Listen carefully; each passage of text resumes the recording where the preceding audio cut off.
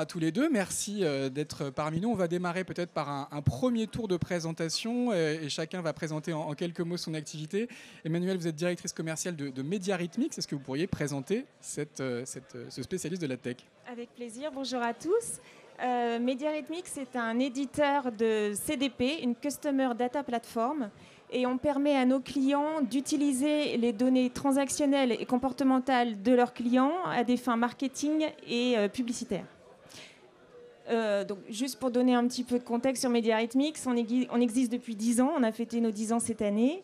Et on a un ADN très très fort avec les médias puisqu'on travaille depuis de nombreuses années avec des régies comme Prisma ou Orange Advertising par exemple, mais aussi depuis longtemps avec des régies retail média, puisqu'on accompagne Cdiscount, Fnac Darty, Showroom Privé et d'autres aussi depuis plusieurs années sur leurs enjeux de retail média.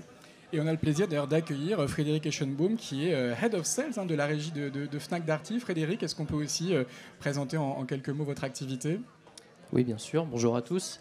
Je vais commencer par quelques mots sur l'activité de Retail Link, donc, comme tu viens de le dire, qui est la régie du groupe Fnac Darty, qui regroupe et les activités de trade marketing et de régie publicitaire du groupe.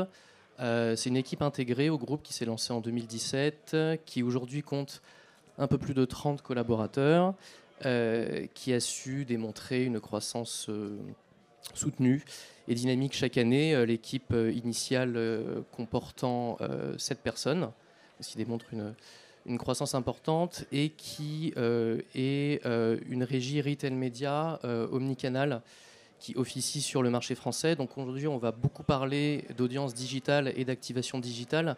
Mais pour revenir rapidement sur l'intégralité de l'activité de Retail Link, la régie du groupe Fnac Darty, donc on fait bien sûr et on officie sur des leviers digitaux, mais on est aussi sur des leviers omnicanaux, notamment l'affichage via des leviers OOH et DOOH XXL Outdoor, et on officie aussi sur des opérations d'OPS et d'événementiel à destination des agences médias, des marques et des fournisseurs du groupe Fnac Darty. Alors merci pour ce premier tour de présentation. Et avant de parler de votre collaboration, peut-être un petit mot sur le retail média. On sent que c'est évidemment un des grands sujets en ce moment dans l'univers de la tech, et évidemment un des gros sujets qui est abordé aujourd'hui au Forum Alliance Digitale. Emmanuelle, si on devait évoquer aujourd'hui les forces et les faiblesses du retail média, ça serait quoi vos principaux points d'analyse? Une des forces du retail média, c'est l'alliance de la richesse des données transactionnelles des retailers et la puissance du reach des éditeurs. Et puis, moi, je vois ça aussi comme une réponse à la fin des cookies tiers. Et toi? Frédéric, un rebond. Alors, on peut peut-être déjà rappeler à quel type de données vous avez accès en tant que régie de retailer. Oui, tout à fait. Je pense que c'est bien de commencer par ça. Donc la donnée retail et plus globalement le retail média est propriété et données first party des retailers. Donc par définition, c'est de la donnée qu'on ne va pas trouver sur des médias plus traditionnels. C'est de la donnée qu'on ne va pas trouver en search, c'est de la donnée qu'on ne va pas trouver en social. Et pour rebondir en fait sur ce que tu disais par rapport à là. Peut-être donner des exemples concrets. Vous êtes capable de dire si un client achète telle typologie de produit et quelle marque. C'est des données évidemment que les grands médias n'ont pas forcément.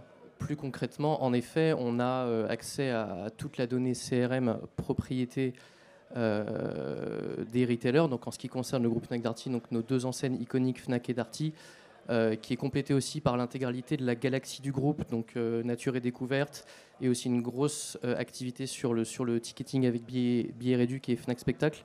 Mais aussi pour rebondir par rapport à ce que tu disais sur la fin du cookie tiers, les annonceurs, les marques et les fournisseurs, d'un point de vue retailer, ont vraiment besoin de plus en plus de se concentrer sur la donnée first party. Et la donnée retail, pour le coup, complète vraiment pas mal la donnée à laquelle ils peuvent avoir accès, que ce soit sur la partie search et que ce soit sur la partie sociale. Donc ça, c'est vraiment un avantage pour les marques.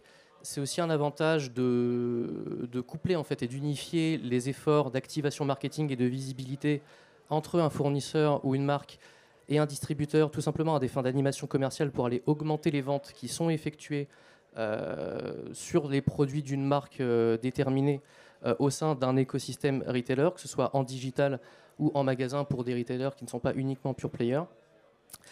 Et il y a aussi un avantage qui est évident pour les retailers, puisque c'est une activité de régie publicitaire qui est là tout simplement pour aller générer du business, en complément du core business que les retailers peuvent mettre en place à côté.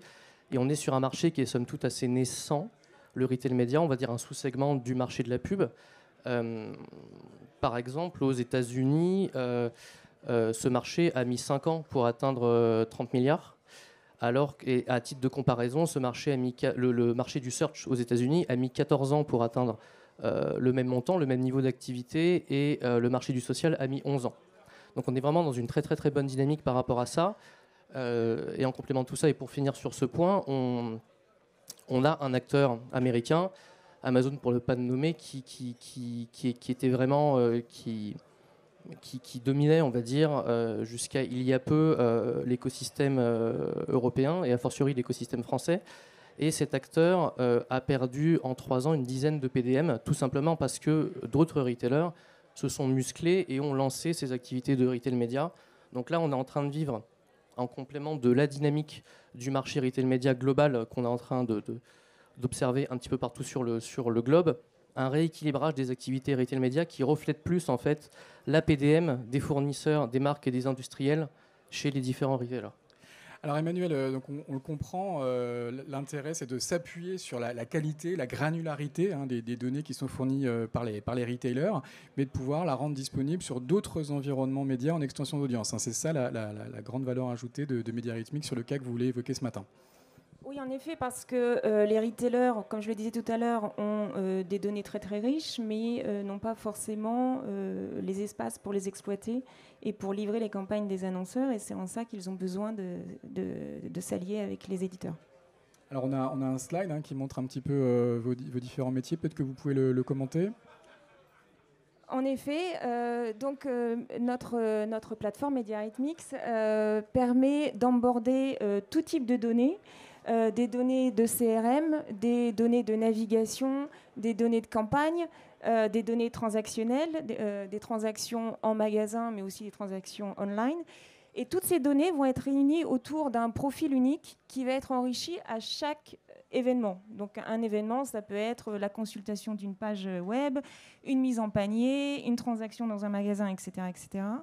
Et donc, les clients vont avoir la possibilité de segmenter leur audience et grâce à ces segments, ensuite aller activer ces segments dans des plateformes d'activation, donc des DSP, des SSP et des ad serveurs. Frédéric, l'extension d'audience, c'est une opportunité business pour une régie comme la vôtre ? Oui, tout à fait. Ça permet de bien compléter en fait les différentes activations qu'on peut mettre en place pour les marques captives, du point de vue du groupe Fnac Darty, c'est-à-dire les marques, les fournisseurs qui sont distribués au sein de notre écosystème, mais aussi de pouvoir adresser les marques hors captives qui ne sont pas distribuées chez nous.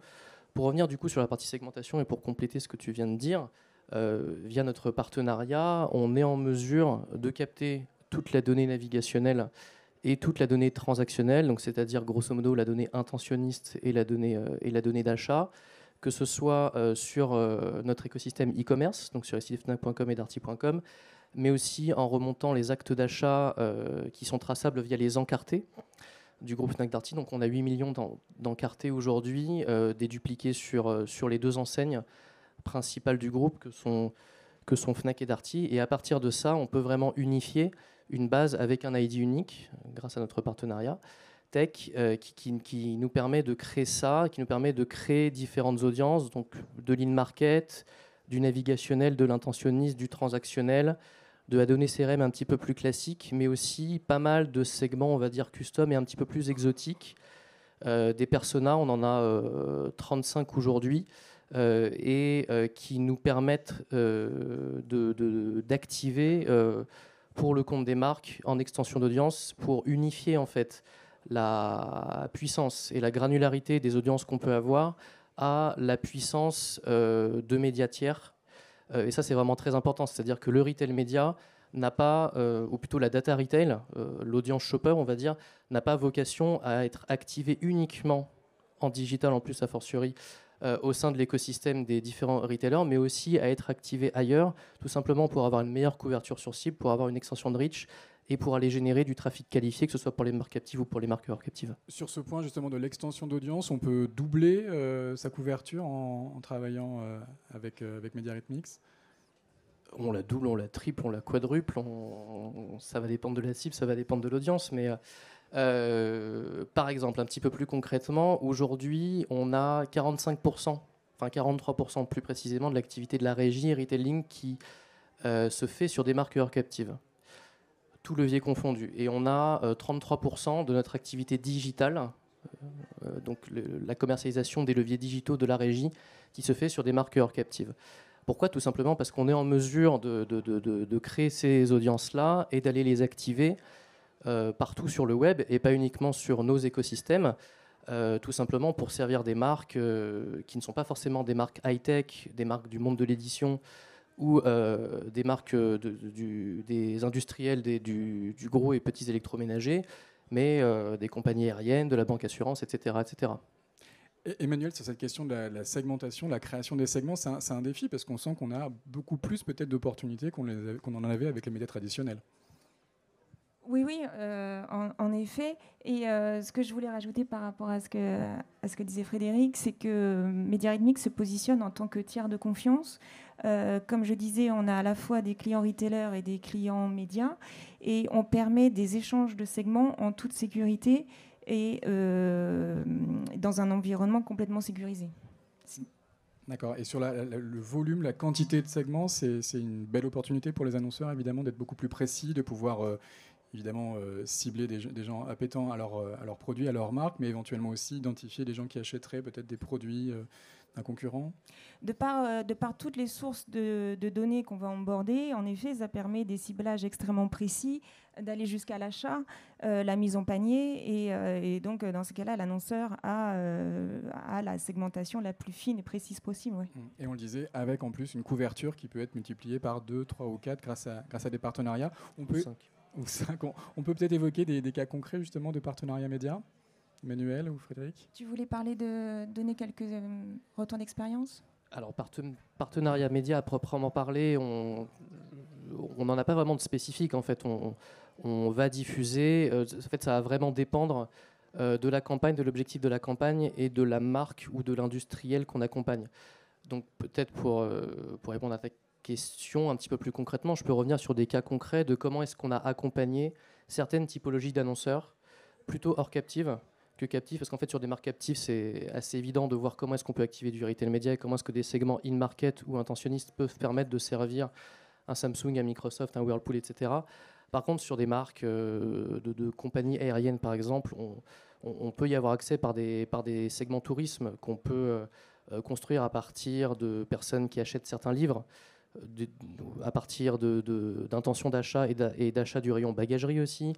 On est aussi en mesure de construire des segments du type foodistas, c'est-à-dire à partir de livres de recettes, de livres de cuisine, etc. qui permettent d'accompagner des marques CPG et FMCG. On a des segments parentalité ou des segments déménagement. Et on va les retrouver sur des grands carrefours d'audience. Exactement. Donc ces segments-là, nous on se dit qu'en dessous de 100-120 000 personnes au sein d'une audience, ça ne vaut pas vraiment le coup d'aller l'activer. Donc tous les segments que je viens de citer oscillent entre 200 et 450-500 000 personnes. Et après, en fonction de l'annonceur, en fonction de l'objectif de la campagne, est-ce que c'est du reach sur cible ? Est-ce que c'est de la couverture ? Est-ce que c'est du trafic qualifié ? Est-ce que c'est une campagne de génération de leads ? Est-ce que c'est une campagne qui a une finalité de génération business pour une marque FMCG par exemple, mais en redirigeant vers un site e-commerce qui, pour le coup, ne va pas être en concurrence avec le core business du groupe Fnac Darty. Donc ça dépend, vous adaptez la réponse évidemment à chaque problématique. En fonction de ça. Un mot très rapide peut-être sur le ROI des campagnes, les annonceurs qui vous font confiance, qui font confiance à votre association, j'imagine ils gagnent en puissance, en couverture, en précision. Moi je vais me parler plus d'un point de vue média, pour l'intérêt pour les médias. Ça permet aux régies médias d'aller proposer des nouvelles offres à leurs annonceurs, des offres de lookalike, d'exclusion, de retargeting, grâce justement à la récupération des segments de données retailers, et aussi du coup d'augmenter les CPM. D'accord, et in fine donc plus de revenus pour les partenaires qui vous font confiance. Frédéric ? Sur le ROI, là je pense qu'il serait utile de distinguer les marques captives des marques hors captives. sur les segments intentionnistes et transactionnels et sur l'activation du retail média pur, le ROAS, c'est-à-dire le retour sur investissement, est supérieur très nettement à ce qu'on peut faire si on active de la donnée en extension d'audience sur des médias qualifiés. Par contre, ce qui est sûr, c'est que l'uplift, c'est-à-dire l'uplift entre une campagne où on active que du retail média ou que de la data shopper versus une campagne où on active ça plus de la donnée en extension d'audience est vraiment supérieur à 1 assez nettement. Donc les marques qui travaillent sur des plans avec une certaine envergure ont tout intérêt à aller compléter leur plan in-market et transactionnel d'activation de données sur des médias externes. Un vrai gain incrémental. En mot de conclusion, Emmanuel, qu'est-ce qu'on pourrait dire? Il faut faire partie de ce cercle vertueux pour le retail média, il faut saisir toutes les opportunités qui se présentent. Oui, en effet, il y a encore beaucoup de choses qui vont se passer. Si on parle de Media Mix, on est en train de finaliser notre offre de Data Clean Room pour justement intensifier ce positionnement de tiers de confiance et de fournir des outils de mesure, parce qu'on sait que c'est très important pour nos clients, que leurs clients leur demandent beaucoup de retours sur le ROS dont parlait Frédéric. On n'a pas évoqué les contraintes du retail média, mais il faut bien savoir que le retail média est en train de se développer dans un contexte légal très complexe et qui se renforce de plus en plus. Donc il y a besoin d'être accompagné par des spécialistes comme Media Mix. Merci Emmanuel. Frédéric, également un mot de conclusion rapidement?